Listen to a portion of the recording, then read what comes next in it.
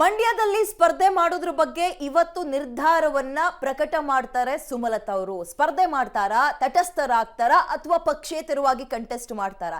ಈ ಮೂರು ಆಯ್ಕೆಗಳೊಂದಿಗೆ ಇವತ್ತು ಬೆಂಬಲಿಗರ ಮತ್ತು ಕಾರ್ಯಕರ್ತರ ಜೊತೆಗೆ ಸಭೆ ಮಾಡ್ತಾ ಇದ್ದಾರೆ. ಮೊನ್ನೆ HDK ಕೂಡ ಸುಮಲತಾ ಅವರ ಮನೆಗೆ ಭೇಟಿ ಕೊಟ್ಟು ಹೋಗಿದ್ರು. ಅನಂತರ ಇವತ್ತಿಗೆ ಕಾಯ್ದಿರಿಸಿದ್ರು ತನ್ನ ನಿರ್ಧಾರವನ್ನ. ಸೊ ಏನ್ ಮಾಡ್ತಾರೆ ಸುಮಲತಾ, ಏನ್ ಅನೌನ್ಸ್ ಮಾಡ್ತಾರೆ, ತಮ್ಮ ನಿರ್ಧಾರ ಏನಾಗಿರ್ಬೋದು, ಇದು ಕುತೂಹಲ ಮೂಡಿಸ್ತಾ ಇದೆ. HDKಗೆ ಶುರುವಾಗಿದ್ದ ಲಬ್ ಡಬ್ ಮನೆಗೇನೋ ಹೋಗಿ ಬಂದಿದ್ದೀನಿ, ಕನ್ವಿನ್ಸ್ ಮಾಡಿದ್ದೀನಿ, ಬಟ್ ಕನ್ವಿನ್ಸ್ ಆಗಿದ್ದಾರೆ ಇಲ್ವೋ ಗೊತ್ತಿಲ್ಲ. ಕೆಲವೇ ಕ್ಷಣಗಳಲ್ಲಿ JP ನಗರ ನಿವಾಸದಿಂದ ಮಂಡ್ಯಕ್ಕೆ ಪ್ರಯಾಣ ಬೆಳೆಸ್ತಾರೆ ಸುಮಕ್ಕ. ಮಂಡ್ಯದ ಶಕ್ತಿ ದೇವತೆ ಕಾಳಿಕಾಂಬಗೆ ವಿಶೇಷ ಪೂಜೆ ಮಾಡೋದ್ರ ಮುಖಾಂತರ ಬೆಳಗ್ಗೆ 10:30ಕ್ಕೆ ದೇಗುಲದ ಆವರಣದಲ್ಲೇ ಮಂಡ್ಯದಲ್ಲೇ ಸಭೆ ಕರೆದಿದ್ದಾರೆ. ಸುಮಲತಾ ಅವರಿಗೆ ದರ್ಶನ್, ಅಭಿಷೇಕ್, ರಾಕ್ಲೈನ್ ವೆಂಕಟೇಶ್, ದೊಡ್ಡಣ್ಣ ಕೂಡ ಸಾಥ್ ಕೊಡ್ತಾ ಇದ್ದಾರೆ. ಸಾಥ್ ಕೊಡೋದ್ರ ಮುಖಾಂತರ ತಮ್ಮ ನಿಲುವು ಏನು ಅನ್ನುವಂಥದ್ದನ್ನ ಪ್ರಕಟ ಮಾಡ್ತಾರೆ ಸುಮಲತಾ ಅವರು. ಇವತ್ತು ಸುಮಲತಾ ಅಂಬರೀಶ್ ಅವರ ನಿರ್ಧಾರ ಅಂದ್ರೆ ಮಂಡ್ಯದಲ್ಲಿ ಕಂಟೆಸ್ಟ್ ಮಾಡೋದ್ರ ಬಗ್ಗೆ ತಟಸ್ಥರಾಗ್ತಾರಾ, ರೆಬಲ್ ಆಗ್ತಾರಾ ಅಥವಾ ಪಕ್ಷೇತರವಾಗಿ ಏನಾದ್ರು ನಿಂತ್ಕೊಳ್ತಾರ ಅಂತ. ಮೊನ್ನೆಯ ಅವರ ಹೇಳಿಕೆ ಎಲ್ಲೋ ಒಂದ್ ಕಡೆ ಕನ್ವಿನ್ಸ್ ಆಗಿದ್ದಾರೆ ಅಂತ ಕಾಣಿಸ್ತಾ ಇತ್ತು. ಬಟ್ ನಿನ್ನೆ ಒಂದು ವಿಡಿಯೋವನ್ನ ರಿಲೀಸ್ ಮಾಡಿದ್ದಾರೆ. ಅದು ಇನ್ನೊಂದಷ್ಟು ಕುತೂಹಲಕ್ಕೆ ಕಾರಣವಾಗ್ತಾ ಇದೆ. ಪಕ್ಷೇತರವಾಗಿ ಏನಾದ್ರು ನಿಂತ್ಕೊಬಿಡ್ತಾರ ಅಂತ. ಮೊನ್ನೆ ತನಕ ಅದರ ಸಾಧ್ಯತೆಗಳು ತೀರಾ ಕಡಿಮೆ ಅಂತ ಇದ್ರು. ಕಾರಣ ಇನ್ನೇನು ಅಷ್ಟೊಂದು ಸಮಯ ಇಲ್ಲ ಇವ್ರಿಗೆ ಪಕ್ಷೇತರವಾಗಿ ನಿಂತ್ಕೊಳ್ಳೋದು, ಕ್ಯಾನ್ವರ್ಸ್ ಮಾಡೋದು ಅಷ್ಟೊಂದು ಸಮಯ ಇಲ್ಲ. ಬಹುಶಃ BJPಯ ಕೆಲವೊಂದು ಅಂದ್ರೆ ಅವ್ರೇನೋ ಹೇಳಿ ಕಳಿಸಿದ್ದಾರೆ ಉನ್ನತ ಸ್ಥಾನಮಾನ ಕೊಡ್ತೀವಿ ಅನ್ನೋದ್ರ ಬಗ್ಗೆ, ಅದಕ್ಕೆ ಒಳಗಾಗಿ ತಾನು ಒಂದು ಸಪೋರ್ಟ್ ಮಾಡ್ತೀನಿ ಅಂತಾರೇನೋ ಅಂತಲೇ ಎಲ್ಲರೂ ಕಾಯ್ತಾ ಇದ್ರು. ಕನ್ವಿನ್ಸ್ ಕೂಡ ಆಗಿದ್ದಾರೆ ಕುಮಾರಸ್ವಾಮಿ ಅವರ ಒಂದು ಭೇಟಿಗೆ ಅಂತ. ಬಟ್ ನೆನ್ನೆಯ ಆ ಒಂದು ವಿಡಿಯೋ ಏನಿದೆ, ಎಲ್ಲ ಹೇಳಿಕೆಗಳನ್ನ ಅಥವಾ ಎಲ್ಲ ಕನ್ವಿನ್ಸ್ ಆಗಿದಾರೋ ಅಥವಾ ಮಗದೊಂದ ಇಂತಹ ಊಹಾಪೋಹಗಳಿಗೆ ಉಲ್ಟಾ ಹೊಡೆದಿದೆ. ಸೊ ಇವತ್ತಿನ ನಿರ್ಧಾರ ಬಹಳ ಕುತೂಹಲ ಮೂಡಿಸ್ತಾ ಇದೆ. ಆಮೇಲೆ ಅವ್ರು ಮೊನ್ನೆನೇ ಹೇಳಿದ್ರು ಮಂಡ್ಯಕ್ಕೆ ಬರ್ತೀನಿ, ಮಂಡ್ಯದಲ್ಲೇ ನಿಂತ್ಕೊಂಡು ನಾನು ತನ್ನ ನಿರ್ಧಾರವನ್ನು ಅನೌನ್ಸ್ ಮಾಡ್ತೀವಿ ಅಂದಿದ್ರು. ಕುಮಾರಸ್ವಾಮಿ ಅವರ ಮಾತಿಗೆ ಕನ್ವಿನ್ಸ್ ಆಗಿದ್ದಾರಾ, BJP ಹೇಳಿಕೆಗೆ ಮಣೆ ಹಾಕ್ತಾರಾ, ಅಥವಾ ನಾನು ಮತ್ತೆ ರೆಬಲ್ ಆಗ್ತೀನಿ ಅಥವಾ ಪಕ್ಷೇತರರಾಗಿ ಕಂಟೆಸ್ಟ್ ಮಾಡ್ತೀನಿ ಅಂತಾರ ಸುಮಲತಾ? ಇಷ್ಟೂ ಪ್ರಶ್ನೆಗಳು ಸದ್ಯಕ್ಕೆ ಕಾಡ್ತಾ ಇದೆ. ಭೇಟಿ ಅತ್ಯಂತ ಸೌಹಾರ್ದಯುತವಾಗಿ ಆಗಿರತಕ್ಕಂಥ ಭೇಟಿ. ನನಗೆ ಅಂಬರೀಷ್ ಅಣ್ಣವರ ಮನೆ ಹೊಸದಲ್ಲ. ನಾವು ಹಲವಾರು ವರ್ಷಗಳು ಜೊತೆಗೂಡಿ ಬದುಕಿರ್ತಕ್ಕಂಥವ್ರೆ. ಒಂದು ಆರೋಗ್ಯಕರವಾದ ಒಂದು ಚರ್ಚೆ ನಡೆಯಿತು. ಹಳೆಯದನ್ನು ಅಥವಾ ಏನಾದರೂ ಬೇರೆ ಬೇರೆ ಅಭಿಪ್ರಾಯಗಳು, ಭಿನ್ನಾಭಿಪ್ರಾಯಗಳಾಗಿತ್ತು ಒಂದು ಕಾಲದಲ್ಲಿ, ಅದನ್ನು ಈಗ ಮನಸ್ಸಲ್ಲಿ ಇಟ್ಕೋಬೇಡಿ ಅನ್ನುವಂಥ ಮಾತನ್ನು ಹೇಳಿದ್ರು. ಇನ್ನೂ ಹಾಗೆಯೇ ನಾವು ಮುಂದಿನ ಒಂದು ನಡೆಯ ಬಗ್ಗೆ ಒಂದಷ್ಟು ಚರ್ಚೆ ಆಯಿತು. ಒಂದು ಆರೋಗ್ಯಕರವಾದ ಡಿಸ್ಕಷನ್ ಆಯಿತು. ನಿಮ್ಮ ಸಹಕಾರ ಇರಲಿ ಅಂತ ಕೇಳಿದ್ರು. ನಾನು 4ನೇ ತಾರೀಕಿನಂದು ಮಂಡ್ಯ ಲೋಕಸಭಾ ಕ್ಷೇತ್ರದ ಚುನಾವಣೆಗೆ ನಾಮಪತ್ರ ಏನು ಸಲ್ಲಿಸ್ತಾ ಇದ್ದೇನೆ. ಆ ನಾಮಪತ್ರವನ್ನು ಸಲ್ಲಿಸ್ತಕ್ಕಂಥ ಹಿನ್ನೆಲೆಯಲ್ಲಿ ಅಕ್ಕ ಅವರ ಸಹಕಾರವನ್ನು ಕೇಳಲಿಕ್ಕೆ ಅವ್ರ ಮನೆಗೆ ಬಂದಿದ್ದೇನೆ. ನಾನು ನನ್ನ ಕಾರ್ಯಕರ್ತರು, ನನ್ನ ಹಿತೈಷಿರು, ಅವರನ್ನು ಫಸ್ಟ್ ಸಂಪರ್ಕ ಮಾಡಿ ಅವರ ಒಂದು ಒಪ್ಪಿಗೆ ತಗೊಳ್ಳದೆ ನಾನು ಯಾವುದೇ ನಿರ್ಧಾರ ತಗೊಳ್ಳೋಕ್ಕಾಗೋದಿಲ್ಲ ಅನ್ನೋವಂಥ ಮಾತನ್ನು ನಾನು ಮುಕ್ತವಾಗಿ ಹೇಳಿದ್ದೀನಿ ಅವ್ರಿಗೆ. ಖಂಡಿತ ಅದನ್ನು ನಾನು ಅರ್ಥ ಮಾಡ್ಕೋತೀನಿ. ನೀವು ಅವ್ರನ್ನೆಲ್ಲ ಸಂಪರ್ಕ ಮಾಡಿ ಅವರ ಒಂದು ಸಲಹೆ, ಅವರ ಒಂದು ಆಸೆ ಏನಿದೆ ಅದನ್ನು ನೀವು ಮನಸ್ಸಲ್ಲಿಟ್ಕೊಂಡು ಆಮೇಲೆ ನೀವೊಂದು ಸ್ಟೆಪ್ ತಗೊಳ್ಳಿ. ನೆನ್ನೆ ನಿಮ್ಮ ನಡಿಯೇ ನಂದು ಆಗಿರುತ್ತೆ ಅಂತ ಒಂದು ವಿಡಿಯೋ ಸಂದೇಶವನ್ನ ಕಳಿಸಿದ್ದಾರೆ. ನಿಮ್ಮ ನಡಿಯೇ ಅಂದ್ರೆ ಬೆಂಬಲಿಗರು ಮತ್ತು ಕಾರ್ಯಕರ್ತರು ಏನು ಹೇಳ್ತಾರೋ ಅದಕ್ಕೆ ನಾನು ಸ್ಟ್ಯಾಂಡ್ ಆಗ್ತೀನಿ ಅಂತ. ಸೊ ಬೆಂಬಲಿಗರು ಏನು ಹೇಳ್ತಾರೆ, ಕಾರ್ಯಕರ್ತರು ಏನು ಹೇಳ್ತಾರೆ, ಇಷ್ಟೊಂದು ಡಿಸೈಡ್ ಮಾಡ್ಕೊ ಬಂದಿರ್ತಾರೆ. ಬಟ್ ಆ ಕುತೂಹಲ ಮಾತ್ರ ನಮ್ಮಲ್ಲಿ ಹಾಗೆ ನಾವು ಕಾಯ್ದಿರಿಸ್ಕೊಂಡಿದ್ದೀವಿ. ಅದಕ್ಕೆ ಇವತ್ತು ಉತ್ತರ ಸಿಗುತ್ತೆ. ಹೆಚ್ಚಿನ ಡೀಟೇಲ್ಸ್ ನಮ್ಮ ಪ್ರತಿನಿಧಿ ರೋಹಿತ್ ನೀಡ್ತಾರೆ. ರೋಹಿತ್, ಕಳೆದ ಬಾರಿಗಿಂತಲೂ ಮಂಡ್ಯದ ವಿಚಾರ ಈ ಸಲ ಇನ್ನೂ ಹೆಚ್ಚಿನ ಕುತೂಹಲವನ್ನ ಎಲೆಕ್ಷನ್ ಆರಂಭ ಆಗೋಕ್ಕಿಂತ ಮುಂಚೆ ಕಾಯ್ದಿರಿಸ್ಕೊಳ್ತದೆ. ಬಿಕಾಸ್ ಆಫ್ ಸುಮಲತಾ ಅವರು ಕಂಟೆಸ್ಟ್ ಮಾಡ್ತಾರಾ ಅಥವಾ ಇಲ್ವಾ ಮಂಡ್ಯದ ಟಿಕೆಟ್ ವಿಚಾರವಾಗಿ ಏನಾಗಿರ್ಬೋದು ಅಂತ ಸದ್ಯಕ್ಕೆ ರಾಜಕೀಯ ವಲಯದಲ್ಲಿ ಮತ್ತು ಸುಮಲತಾ ಅವರ ಬೆಂಬಲಿಗರ ವಲಯದಲ್ಲಿ ಚರ್ಚೆಗಳು ಓಡಾಡ್ತಾ ಇದೆ. ರೋಹಿತ್, ಖಂಡಿತವಿದೆ. ಕಳೆದ ಲೋಕಸಭಾ ಚುನಾವಣೆಯಲ್ಲಿ ಏನು ಸುಮಲತಾ ಅವರ ಸ್ಪರ್ಧೆಯ ವಿಚಾರವಾಗಿ ಸಾಕಷ್ಟು ಚರ್ಚೆಗಳು ಗ್ರಾಸವಾಗಿದ್ದು ಮತ್ತೆ ಸಾಕಷ್ಟು ಕುತೂಹಲ ಚುನಾವಣೆಯಲ್ಲಿ ಮೂಡಿತ್ತು.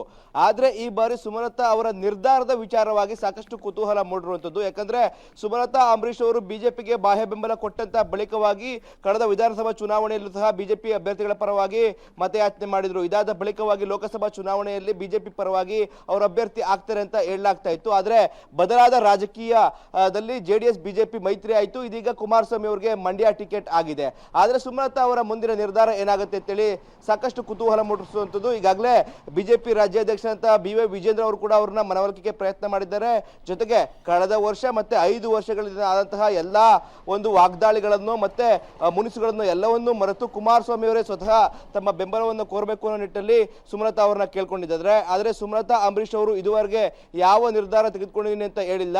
ಅವರು ಕೂಡ ಹೇಳಿರುವಂತದ್ದು, ನಾನು ಮಂಡ್ಯದಲ್ಲಿ ನನ್ನ ನಿರ್ಧಾರ ಪ್ರಕಟ ಮಾಡ್ತೀನಿ, ನಾನು ಎಲ್ಲ ಯೋಚನೆ ಮಾಡಿ ಆಲೋಚನೆ ಮಾಡಿ ನನ್ನ ನಿರ್ಧಾರವನ್ನು ಪ್ರಕಟ ಮಾಡ್ತೀನಿ ಅಂತ ಹೇಳಿರುವಂತದ್ದು. ಸದ್ಯ ಬಿಜೆಪಿ ಮತ್ತೆ ಜೆಡಿಎಸ್ ನ ಮೂಲಗಳು ಹೇಳುವಂತ ಪ್ರಕಾರವಾಗಿ ಸುಮಲತಾ ಅಂಬರೀಶ್ ಅವರು ಮೈತ್ರಿ ಅಭ್ಯರ್ಥಿ ಕುಮಾರಸ್ವಾಮಿ ಅವರಿಗೆ ಒಂದು ಬೆಂಬಲವನ್ನು ಸೂಚಿಸ್ತಾರೆ. ಯಾಕಂದ್ರೆ ಮಂಡ್ಯ ಅಭಿವೃದ್ಧಿ ಮತ್ತೆ ಮೋದಿ ಅವರು ಮತ್ತೆ ಪ್ರಧಾನಮಂತ್ರಿ ಆಗಬೇಕು ಅನ್ನೋ ನಿಟ್ಟಿನಲ್ಲಿ ಸುಮಲತಾ ಅವರು ಮೈತ್ರಿ ಅಭ್ಯರ್ಥಿಗೆ ಒಂದು ರೀತಿಯಾಗಿ ಬೆಂಬಲವನ್ನು ಸೂಚಿಸುತ್ತಾರೆ. ಅವರು ಕೂಡ ಮುಂದಿನ ದಿನಗಳಲ್ಲಿ ಉತ್ತಮವಾದ ರಾಜಕೀಯ ಭವಿಷ್ಯ ಇದೆ ಅನ್ನೋ ನಿಟ್ಟಿನಲ್ಲಿ ಬಿಜೆಪಿ ಮೂಲಗಳು ಹೇಳ್ತಾ ಇದೆ. ಆದ್ರೆ ಸುಮಲತಾ ಅಂಬರೀಶ್ ಅವರ ಆಪ್ತ ಬಳಗ ಹೇಳ್ತಾ ಇರುವಂತದ್ದು, ಸುಮಲತಾ ಅಂಬರೀಶ್ ಅವರು ಮತ್ತೆ ಲೋಕಸಭಾ ಚುನಾವಣೆ ಅಖಾಡಕ್ಕೆ ಪಕ್ಷೇತರ ಅಭ್ಯರ್ಥಿಯಾಗಿ ಕಣಕ್ಕಿಳಿತಾರೆ ಎಂಬ ನಂಬಿಕೆ ಇದೆ ಅಂತ ಹೇಳ್ತಾ ಇದ್ದಾರೆ. ಆದ್ರೆ ಇದೆಲ್ಲಕ್ಕೂ ಕೂಡ ಇವತ್ತು ಸುಮಲತಾ ಅಂಬರೀಶ್ ಅವರೇ ಅವರ ಮಾತಿನ ಮೂಲಕ ಹೇಳ್ಬೇಕಾಗಿರುತ್ತದೆ.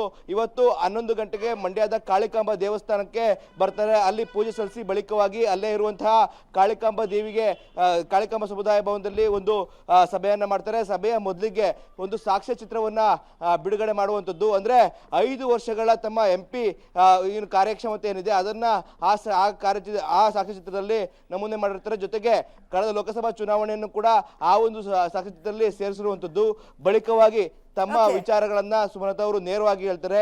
ಅದಾದ ಬಳಿಕವಾಗಿ ಅಂದ್ರೆ ಸುಮಲತಾ ಅವರು ಮಾತಾಡುವ ಮೊದಲು ಚಲನಚಿತ್ರ ದರ್ಶನ್ ಅವರು ಕೂಡ ಮಾತಾಡ್ತಾರೆ. ನಟ ಮತ್ತೆ ಸುಮಲತಾ ಅಂಬರೀಶ್ ಅವರ ಮಗ ಆದಂತಹ ಅಭಿಷೇಕ್ ಅವರು ಕೂಡ ಮಾತನಾಡುವಂಥದ್ದು. ಇದಾದ ಬಳಿಕವಾಗಿ ಸುಮಲತಾ ಅಂಬರೀಶ್ ಅವರು ತಮ್ಮ ನಿರ್ಧಾರವನ್ನ ಪ್ರಕಟ ಮಾಡ್ತಾರೆ.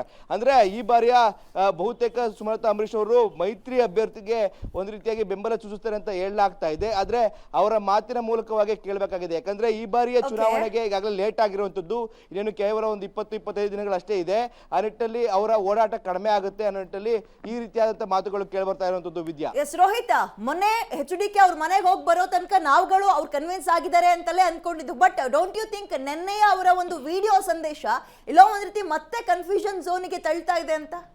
ಖಂಡಿತವಿದೆ. ಕುಮಾರಸ್ವಾಮಿ ಅವರು ಅವರ ಮನೆಗೆ ಹೋದಂತ ಸಂದರ್ಭದಲ್ಲಿ ಎಲ್ಲವೂ ತಿಳಿಯಾಗಿದೆ. ಸುಮಲತಾ ಅಂಬರೀಶ್ ಅವರು ಮತ್ತೆ ಎಲ್ಲ ಮನಸ್ಸನ್ನ ಏನು ಎಲ್ಲ ಮುನಿಸನ್ನ ಮರೆತು ಕುಮಾರಸ್ವಾಮಿ ಅವರಿಗೆ ಬೆಂಬಲ ನೀಡ್ತಾರೆ ಅಂತ ಹೇಳಲಾಗ್ತಾ ಇತ್ತು. ಆದ್ರೆ ಇದೀಗ ನಿನ್ನೆ ಆಗ್ತಂತ ಅವರು ಒಂದು ಪೋಸ್ಟ್ ಹಾಕಿರ್ತಾರೆ. ಆ ಪೋಸ್ಟ್ ನಲ್ಲಿ ಸ್ಪಷ್ಟವಾಗಿದೆ, ನಿಮ್ಮ ಅಭಿಪ್ರಾಯವೇ ನನ್ನ ಅಭಿಪ್ರಾಯ, ನಿಮ್ಮ ನಿಲುವೇ ನಮ್ಮ ನಿಲುವು ಅಂತೇಳಿ ಹಾಕಿರುವಂತದ್ದು. ಅಂದ್ರೆ ಅವರ ಆಪ್ತರ ಅವರ ಬೆಂಬಲಿಗರ ಅಭಿಪ್ರಾಯ ಮತ್ತೆ ಒಲವು ಇರುವಂತದ್ದು. ಅವರು ಪಕ್ಷೇತರವಾಗಿ ಸ್ಪರ್ಧೆ ಮಾಡೋ ನಿಟ್ಟಿನಲ್ಲಿ ಆ ಒಲವನ್ನ ಅಂದ್ರೆ ಪಕ್ಷೇತರ ನಿಂತ್ಕೊಳ್ಳುವಂತಹ ಕೆಲಸಕ್ಕೆ ಮುಂದಾಗ್ತಾರ. ಮತ್ತೆ ಜೊತೆಗೆ ಇನ್ನೊಂದು ಸಾಲನ್ನ ಬರೆದಿದ್ದಾರೆ, ಅಂಬರೀಶ್ ಅವರ ಕುಟುಂಬ ಯಾವತ್ತೂ ಕೂಡ ಅಧಿಕಾರಕ್ಕೆ ಅಂಟಿಕೊಂಡು ಕೂತಿಲ್ಲ, ಮಂಡ್ಯ ಅಭಿವೃದ್ಧಿಗಾಗಿ ಅಂಬರೀಶ್ ಅವರ ಕುಟುಂಬ ಇರುವಂತದ್ದು ನಿಟ್ಟಿನಲ್ಲಿ ಹಾಕಿದ್ದಾರೆ. ಅಲ್ಲಿ ಎಲ್ಲ ಒಂದ್ ಕಡೆ ಈ ಬಾರಿ MP ಚುನಾವಣೆಗೆ ಸ್ಪರ್ಧನೆ ಮಾಡದ ನಿಟ್ಟಿನಲ್ಲಿ ಆ ರೀತಿಯಾದಂತಹ ವ್ಯಾಖ್ಯಾನವನ್ನ ಮಾಡಿದ್ದಾರೆ. ನಿಟ್ಟಿನಲ್ಲಿ ಸಾಕಷ್ಟು ಗೊಂದಲ ಮತ್ತೆ ಕುತೂಹಲ ಇವತ್ತಿನ ಸಭೆಗೆ ಮೂಡಿಸಿರುವಂತದ್ದು. ಆದ್ರೆ ಈ ಎಲ್ಲಾ ಗೊಂದಲಕ್ಕೆ ಮತ್ತೆ ಕುತೂಹಲಕ್ಕೆ ತೆರೆ ಎಳಿಬೇಕಾಗಿರುತ್ತದೆ ಸುಮಲತಾ ಅಂಬರೀಶ್ ಅವರು. ಆ ಒಂದು ಕೆಲಸವನ್ನ ಇವತ್ತು ಸುಮಲತಾ ಅಂಬರೀಶ್ ಅವರೇ ಮಾಡಲಿದ್ದಾರೆ. ವಿದ್ಯಾ, ಒಂದಂತೂ ಬಹಳ ಸ್ಪಷ್ಟ, ಸುಮಲತಾ ಅವರು ಏನೇ ನಿರ್ಧಾರ ತೆಗೆದುಕೊಂಡ್ರು ಮಂಡ್ಯ ರಾಜಕಾರಣದಲ್ಲಿ ಅತಿ ದೊಡ್ಡ ಬೆಳವಣಿಗೆ ಹಾಗೂ ಬದಲಾವಣೆಗೆ ಸಾಕ್ಷಿ ಆಗುತ್ತೆ. ಮುಕ್ತ ಮನಸ್ಸಿನ ತೀರ್ಮಾನ ಏನಾಗಿರುತ್ತೆ ಅನ್ನೋ ಪ್ರಶ್ನೆಗೆ ಇವತ್ತು ಆಲ್ಮೋಸ್ಟ್ ಇನ್ನೊಂದು 1.5 ಗಂಟೆ ಅಷ್ಟೊತ್ತಿಗೆ ನಮಗೆ ಉತ್ತರ ಸಿಕ್ಬಿಡುತ್ತೆ. 10:30 ನಮಗೆ ಉತ್ತರ ಸಿಗೋದಕ್ಕೆ ಸ್ಟಾರ್ಟ್ ಆಗುತ್ತೆ, ಕ್ಲಾರಿಟಿ ಸಿಗುತ್ತೆ. ಆದ್ರೆ ಬಹುತೇಕ ಅವರು ಪಕ್ಷೇತರವಾಗಿ ನಿಲ್ಲೋದು ಡೌಟ್ ಎನ್ನಲಾಗ್ತಾ ಇದೆ. ಕಾರಣ ಏನು ಅಂತ ಹೇಳಿದ್ರೆ, ಇಷ್ಟೊತ್ತಿಗಾಗ್ಲೇ ಅವರು ಡೆಲ್ಲಿಯಿಂದ ಯಾವಾಗ ಬಂದ್ರು ತನಗೆ ಟಿಕೆಟ್ ಸಿಗಲ್ಲ ಅಂತ ಖಾತ್ರಿ ಆಯ್ತು, ಕ್ಷೇತ್ರವನ್ನ ತ್ಯಾಗ ಮಾಡ್ಬೇಕಾಗತ್ತೆ ಅಂತ ಬಂತು. ಆಗ್ಲೇ ಅವರೊಂದು ಮೀಟಿಂಗ್ ಅನ್ನ ನಡೆಸಿ, ಬೆಂಬಲಿಗರ ಮೀಟಿಂಗ್ ಅನ್ನ ನಡೆಸಿ, ನನ್ನ ನಿರ್ಧಾರ ಇದು, ನನಗೆ ಬಿಜೆಪಿ ಅವರು ಹೇಳದಂತೆ ನಡ್ಕೊಂಡಿಲ್ಲ, ಹೀಗಾಗಿ ನಾನು ನಿಂತ್ಕೊಳ್ತೀನಿ ಅಂತ ಹೇಳ್ಬೋದಾಗಿತ್ತು. ಆದ್ರೆ ಅವ್ರು ಹಾಗೆ ಮಾಡ್ಲಿಲ್ಲ. ಬಿಜೆಪಿಯ ಸಂಧಾನದ ಹಲವು ಸುತ್ತಿನ ಮಾತುಕತೆಗೂ ಕೂಡ ಅವರು ಸ್ಪಂದಿಸಿದ್ರು. ಹೀಗಾಗಿ ಕುತೂಹಲ. ಬಟ್ ತಟಸ್ಥರಾಗಿ ಉಳಿಯುವಂತಹ ಸಾಧ್ಯತೆ ಬಗ್ಗೆ ಕೂಡ ಈಗ ಕನ್ಸಿಡರೇಷನ್ ಮಾಡಬಹುದಾ ಅನ್ನೋ ಚರ್ಚೆ.